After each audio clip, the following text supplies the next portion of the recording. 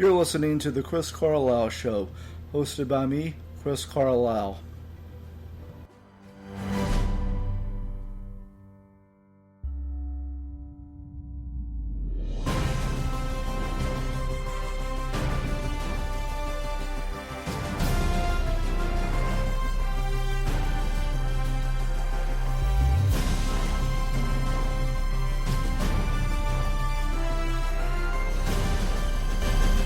Hey, it's Chris. Welcome to The Chris Carlisle Show. How are y'all doing today? That's good. I'm doing alright, I guess.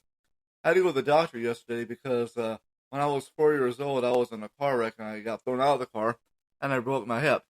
And I recently have been having some pain with it, going back a few years actually. I do a lot of walking in my job and it takes a toll.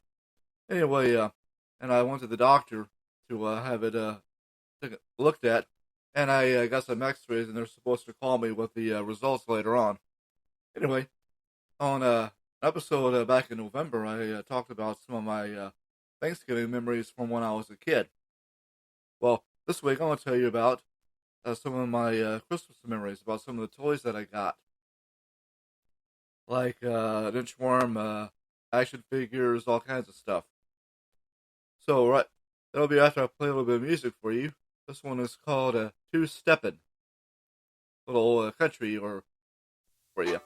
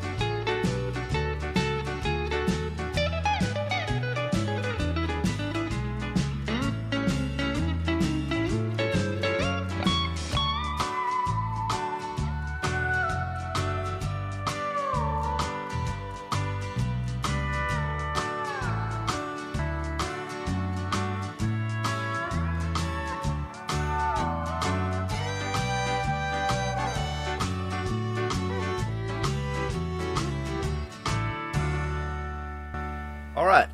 Well, I got an inchworm when I was 4, and I also got a bicycle. I got them from Santa. Anyway, that was back in 1973. An inchworm, they still make them, by the way, and you can get them at, I think I saw them at Walmart. You can also order them online. You ride on it by bouncing up and down on the seat, and I played with it until the car wreck. And after that, when I came home, I didn't play on it anymore. Anyway, also in years after that, I got a $6 million man Steve Austin action figure. My dad told me that he went all over Houston looking for one for me, just like Arnold Schwarzenegger in the movie Jingle All the Way. And another toy I got was Karate Men, which is kind of like Rock'em Sock'em Robots, where you have like a karate fighter on a little blue stand. And then I got a Magic set, a Yapper Toy CB radio, which you would put on the handlebars. It was like a working CB, and you could like hear the truckers on there. I also got a bicycle and some books that year. Then I also got some Star Wars and Battlestar Galactica toys, a Micronaut, and some comic books. One of the Star Wars toys I got was the TIE fighter that Darth Vader flew. And I had gotten an X-Wing fighter for my birthday a few months later. Now, Micronauts, I don't know if you was old enough to remember, was little bitty 3 and 7.75 inch action figures. They were made by a company called Mego and were licensed and based on the Microman toy line from Japan, a company over there called Takara. One of the last things that Santa brought me, was a Draconian Marauder fighter from the Buck Rogers in the 25th Century TV show, and also got a pinball football game. Alright, coming up, I'll tell you about what I got in the 80s as I got older. Right now, here's a song called Mainlander.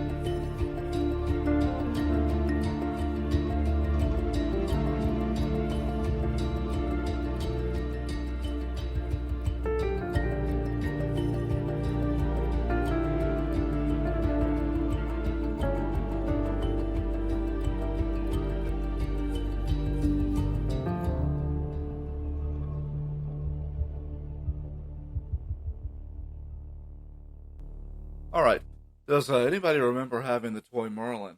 Anyone? Anyone? Well, I did. I got it in 1980 for Christmas. Of course, it was a electronic game that was invented by a former NASA employee named Bob Doyle, along with his wife Holly and his brother-in-law Wendell Thomas, and sold over 1 million units during its first run. It was 9.5 inches long and 3 inches wide. The play area of the game has a matrix of 11 buttons that had a red LED. The buttons can either light up or flash. It looked like a touch-tone telephone, actually. The 4 game selection and control buttons are on the bottom, and the speaker was on the top.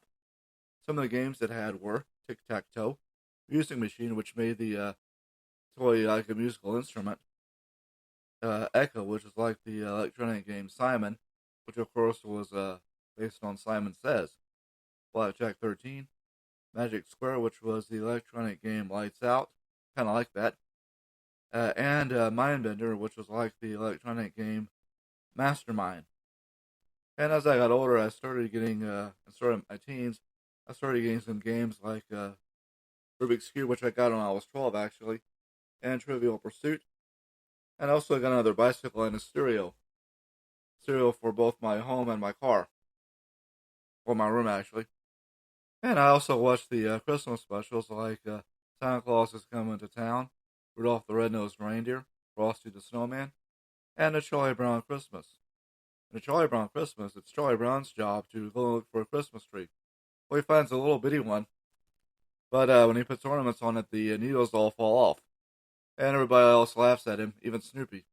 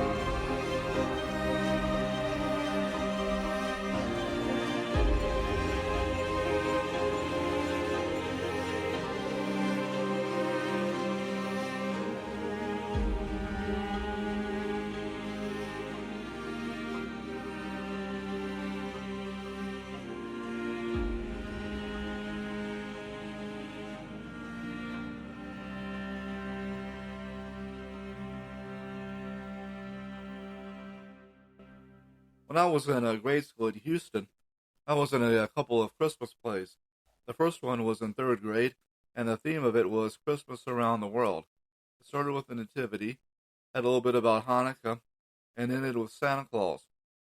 Now, there was a bonus scene based on the poem The Night Before Christmas in Texas, written by Leon Harris, which is, of course is based on the poem The Night Before Christmas. Anyway, in The Night Before Christmas in Texas, the story takes place on the prairie where they leave boots to be filled instead of stockings. And Santa is a cowboy. He wears Levi's and 10-gallon Stetson and guides a buckboard with horses instead of a sleigh guided by reindeer. And some of the songs we sang were Silent Night, The First Noel Well, Oh Christmas Tree, Rudolph the Red-Nosed Reindeer, and Here Comes Santa Claus. The Chicken Soup for the Soul book I have called Read, Laugh, Repeat, 101 Laugh Out Loud Stories by Amy Newmark. A lady named Diet Corona submitted a story about getting a ride-on toy motorcycle for their little boy that looked like the one that her husband rode. And they went all over town looking for one. Like my dad went around over Houston looking for me a Steve Austin action figure. Well, they found one, got home, put it together on Christmas Eve, and she decided to take it for a test ride. Well, unfortunately, it broke as she was riding it. So they had to call the store and see if they had any more. And fortunately, they did. And they made it just before the store closed. Went back home, put that one together, just in time for the son to get to ride it on Christmas morning. And now He wrote the young man is now 13 and has his own real motorcycle. And he and the dad go out riding sometimes. Anyway, when I was a kid, my family always opened our presents on Christmas Eve instead of on Christmas morning.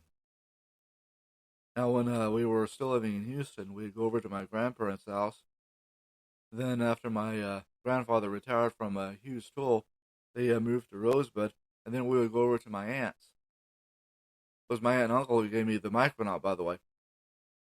They also gave me Houston Oilers action figure one time.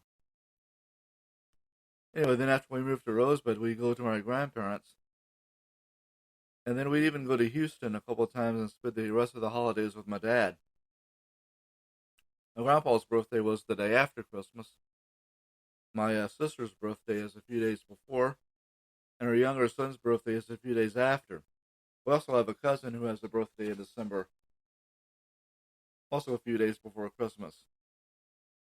I first went to the Christmas parade in Rosebud back in 1981. I can't remember the last time. I think it was 95 I went to the last time I went. 95 and 96, somewhere in there. Now, I told you on the Charlie Brown Christmas, he has that little tree where the needles all fall off. Well, that actually happened to me, my family, when I was 5, I think. We had a real Christmas tree, and the leaves all fell off, and nobody laughed. Made my parents mad. My dad had a temper anyway, so we went over to the Christmas tree lot and told him, "We threw your Christmas tree away." So we started buying artificial trees after that. We did get some real ones later on after we moved to Rosebud. Also, another one almost fell on my sister.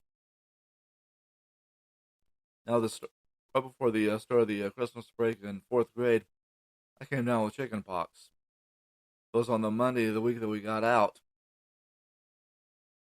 And then a few years later, when I was in 8th grade, it was if you remember, I don't know if anybody remembers in Texas remembers that cold snap in '83 from right before Christmas to right around New Year's. It didn't get that cold until it got cold a few years ago when it snowed. Here's a little story about the song Silent Night.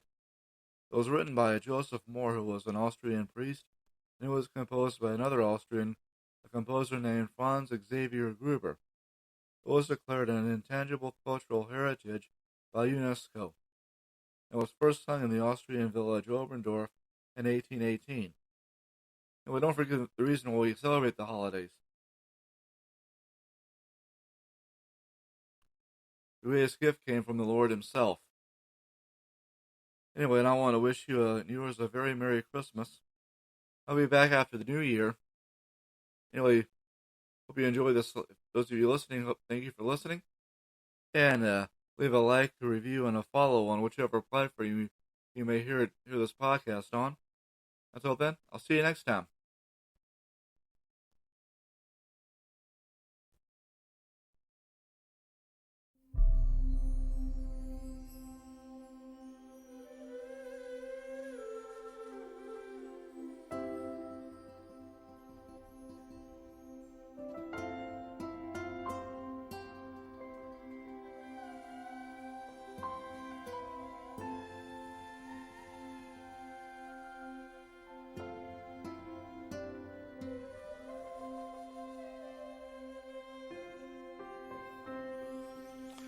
Hi, I'm Chris, and thank you for listening to my podcast, The Chris Carlisle Show.